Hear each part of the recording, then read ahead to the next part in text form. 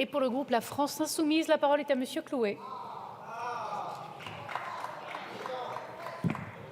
Merci Madame la Présidente. Donc, on aura effectivement démarré une des premières séances de l'année à parler intérim, ce qui est évidemment dans l'air du temps, puisque récemment vous avez mis à disposition des élus LR du gouvernement, on a bien vu.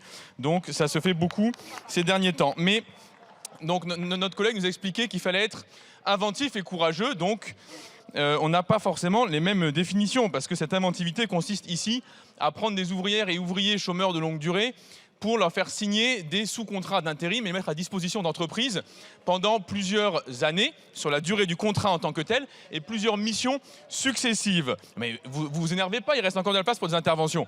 Alors, S'il vous plaît. une fois que ces personnes auront été mises dans cette logique contractuelle, qu'est-ce qui va se passer?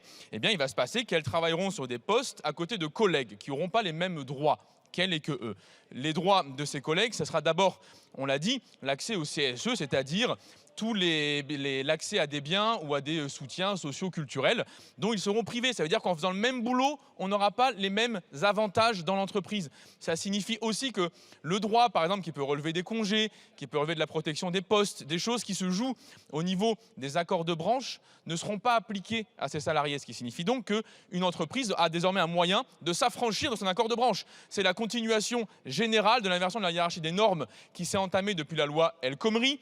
Donc cette loi qui a fait une petite bascule de certains dans l'hémicycle.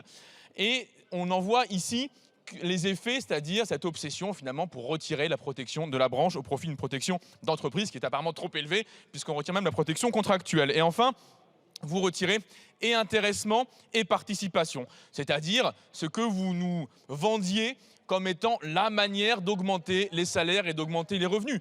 Donc, en vous écoutant, en prenant tous vos propos depuis 6 ans et en les appliquant à la situation que vous mettez en œuvre ici, vous êtes en train de retirer donc non seulement des droits aux salariés, mais surtout en train de contredire votre propre politique. Donc, quelque part, mon appel à voter contre le texte, c'est avant tout un appel à ce que vous reveniez à ce que vous proposez vous-même, c'est-à-dire une amélioration des revenus de la population. Vous le professez publiquement, vous faites exactement l'inverse aujourd'hui dans cet hémicycle, et donc mon groupe votera non à ce texte de bout en bout.